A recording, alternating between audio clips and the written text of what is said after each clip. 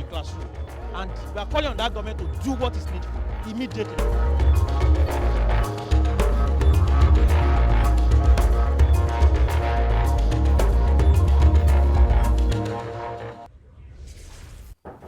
Welcome back to part 2 of our conversation with Mr. Lemu, who is the representative of the Nigerian Supreme Council of Islamic Affairs at the National Conference.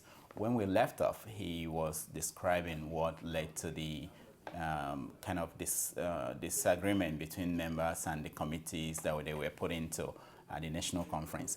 Mr. Lemu, let me ask you, what committee are you in? And are you looking forward to having discussions in that committee?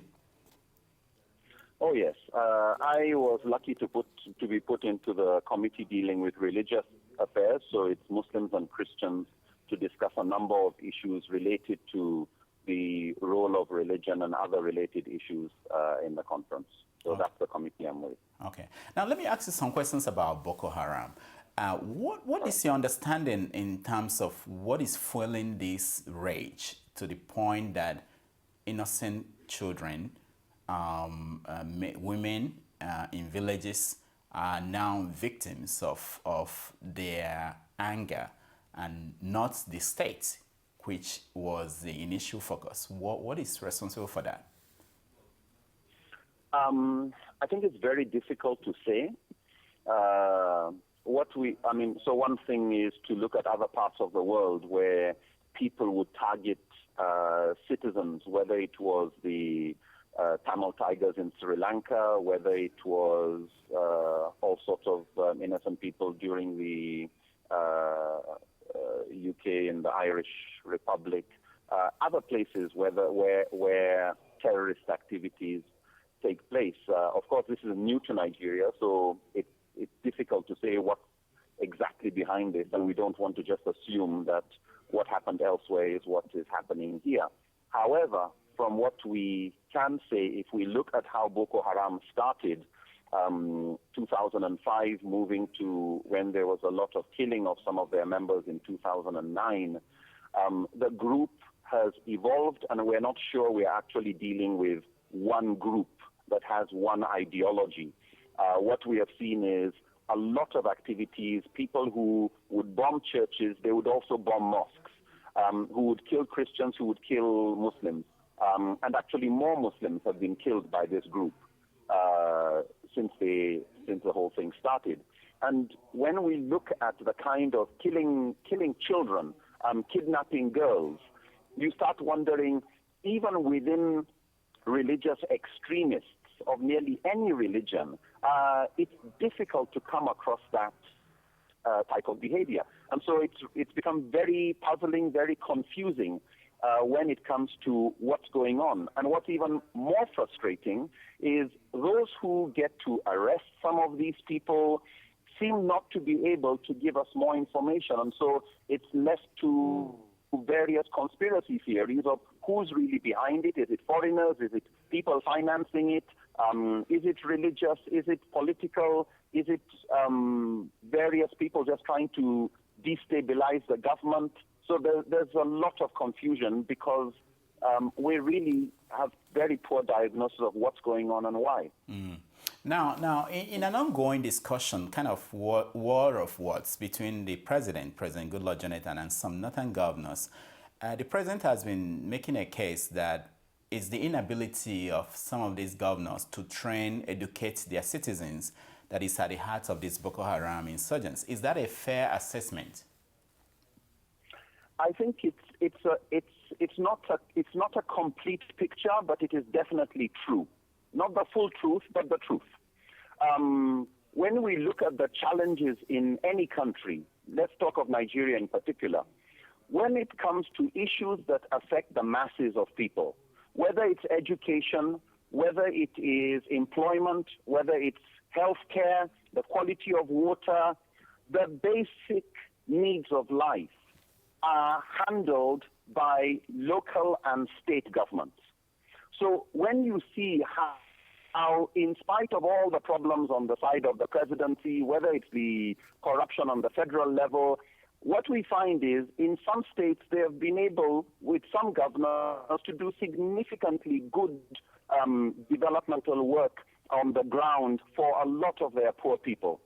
In other cases, and this is very particular to places like Borno, particularly during earlier governors, a lot is not being taken care of. A lot of these governors are very, very corrupt. They have been very oppressive. They have not cared about the people that they govern. And the people see billions of naira being amassed by leaders, particularly governors, because those are the nearest leaders to the ground. And so when this goes on for a few decades, we generally would like to believe that Nigerians are very patient. They are able to absorb a lot of the misdeeds and misbehavior.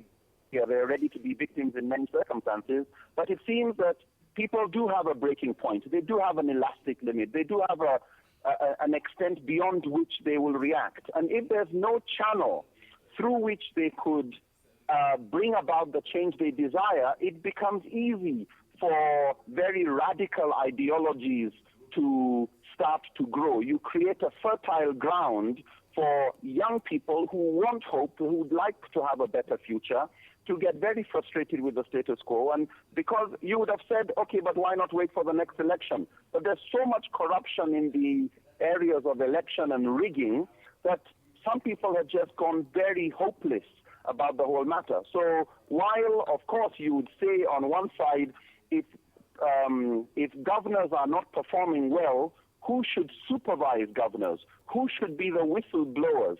What's the role of people in the Senate? What's the role of the presidency in ensuring governors do what they should do? So while, yes, one would put the spotlight on governors and local government chairmen and houses of assembly for their own role, one cannot remove the light off everybody above that either. Mm.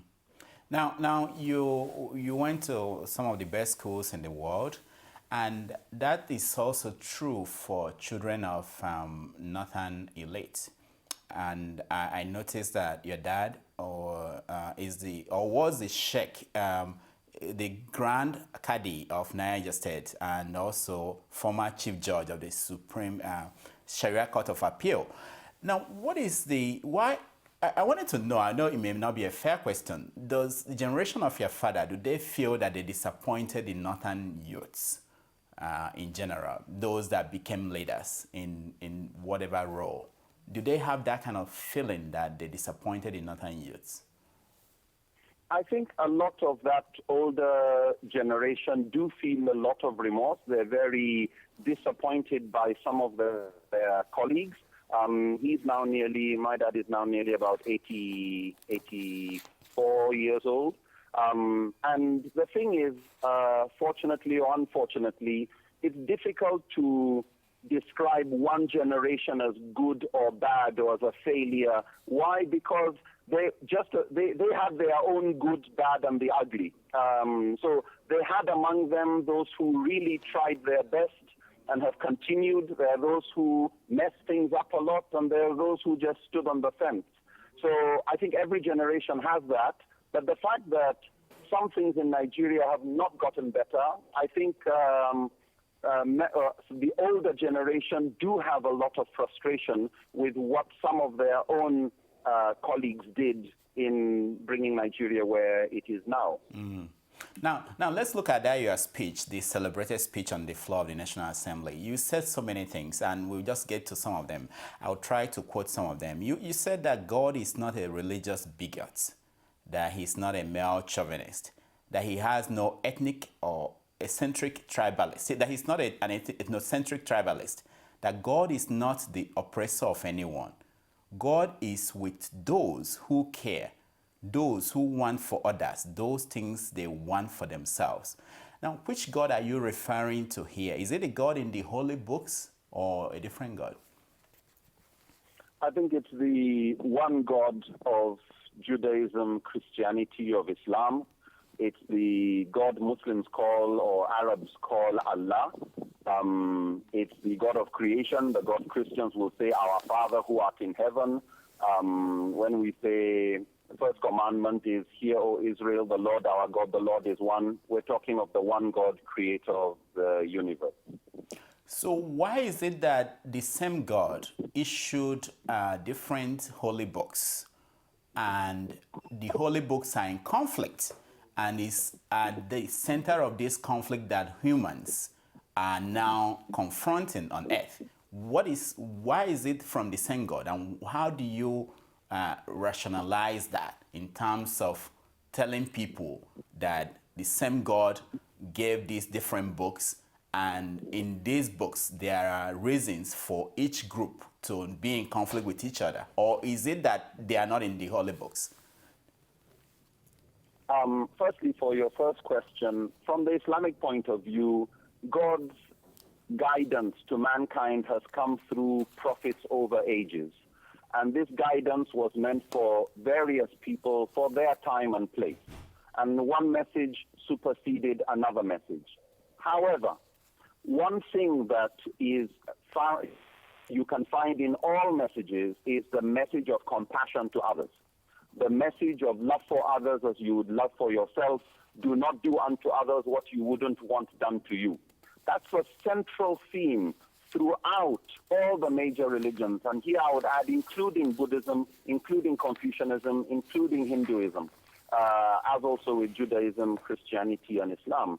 So when one looks at the conflict that takes place, when you bring any religious scholar together with another religious scholar and you sit them at a table and you say, is there a reason in your scripture for killing or fighting this other person sitting beside you? He would tell you no, and that's why they have dialogues. He would tell you no. So when you look at the content of the religion, Islam states very clearly there is no compulsion in religion. Issues to do with faith are in areas where people decide for themselves what relationship they want to have with their creator. And between human being and each other, irrespective of faith, it is to stand for justice and the universal principle of reciprocity when it comes to compassion. Unfortunately, because faith or religion binds a lot of people, it's a strong motivator, it is also easy, unfortunately, for some to motivate, in other words, use faith to motivate people for other political reasons, whether it's resources, whether it's land, whether it's to support a particular group that is either viewed as indigenous or settler, another ethnic group. What you usually find from a sober discussion with people who know their faith is they don't have a problem with conflict. They are all interested in doing good for the others. So it's really more the abuse of the diversity that's the problem. But when you look at what they have in common, what they do have in common is respect for human dignity, as a rule. I agree there are exceptions, and there are people who have what you call more radical or extremist views that mainstream disagree with, but then you will always find in every field people who have extreme views about anything. Any political theory or economic theory, unfortunately, has that. All right. Also, you said that every ethnic group is an oppressed minority somewhere. Every majority or settler is an indigent somewhere. In one way or the other, we are all settlers. Now that sounds very, very good, and I understand that. But are you not concerned that 100 years after we became a nation, one nation, that we still have people who are considered settlers anywhere in the country? Yeah, it is a concern, and it's unfortunate. And part of the reason why I tried to stress that point was to remind people that, when they come to make policies and they are in the majority, say, for example, in the northern part of Nigeria, Muslims are the majority. And when they come to make policies, they should remember that the way they treat their minorities, Christian or other minorities in the north, they should not forget that in the southeastern part of Nigeria, for example, Muslims are a minority. And they would like the Christian majority to also be fair in the way they treat their minorities. So the reason for stressing that is for every group to really realize that you are a minority somewhere, yes, as you're a majority here, and if your thinking is, oh, we are indigents, to remember that some of your members are settlers somewhere else. So love for the other as you would love for yourself. So the real purpose of stressing that is for people to just respect the equality we have, that because you're a majority in one place, somebody else that you view as a minority is actually a majority somewhere. So treat others as you would like them to treat you. Now, that special line is an ideal that has been out there for a long time, but the problem is, how do we implement it? And when you say these things, do you think it's enough to get Nigerians to accept and to calm down things? Because if they will accept that they should treat others the way they want to be treated, things will be different. But we know that it hasn't been possible. What do you think is responsible for that? And how do we get more people to believe or to implement or practice what you just said? Nigeria is not unique in many ways. I agree with you. Words are not enough. And however beautiful words may be crafted by anyone, you will always have people who don't care. They've got their own selfish agendas, and they're not looking at the bigger picture. They don't care about contribution to the whole. So yes, words are not enough. As a group, one of our objectives in the conference is to try and put these ideas into policy so that it doesn't just stay as good words, but we see how it should be implemented. The presentation I gave was not meant for the whole of Nigeria. My intention was a presentation to the people who were there in the conference, just as a reminder about things that they already know, but just reminders are sometimes useful in that regard. So when it comes to what's required to change society, with the variety and diversity of ethnicity, religious affiliations that we have in Nigeria, one critical thing is to step up on the respect for the rule of law and to ensure step by step we become more effective in our justice system. But that should go side by side with social justice, with ensuring that people have greater hope. They have a future worth looking forward to. And that implies better policies to do with environment, to do with education, to do with poverty, healthcare, and the remaining gamut of those issues related to development of society. And so it's really to go hand in hand that if we are to have a better society where people feel more comfortable being good to others, it should be easier for people to see the benefit of being good to others when they can be taken out of a survival mode. Unfortunately, when many people are just concerned about how to survive for the next few days or the next week, ideas about compassion, of being kind, are sometimes a bit more difficult because people are more really just inclined towards how do I survive and thinking of me and my family and my small group and not the bigger good of all. So I think it's something that would have to definitely go hand in hand with policies and action on the ground. And as I said earlier, if there's one thing I hope could come out of the conference, if there was only one thing they would agree on, it would be how to ensure state governors did their job. While there's a lot of discussion on resource allocation and the nature of the political system on the federal, state, and all that, I think for the masses, it's to make sure that state governors and local government chairmen are able to do projects that affect people on the ground, not just major roads in the inner cities. That's good, but look at the rural areas, look at the areas where the poor live. All right, we are really out of time. Let me ask you one last question. You've traveled around the world, and most Nigerians, when they look at Nigeria and the composition of Nigeria, the kind of people there and the diversity there, they tend to look around to find an example of a country like Nigeria that is functioning well. What example do you look at that Nigerians may look up to and say, okay, if it works in this country, if this system is working in this country, maybe we should try it in Nigeria? What is your example? If we look at the diversity, the major demographics here religiously, I would look at places like probably Malaysia, to some extent probably Singapore, where they've been able to manage their diversity quite well.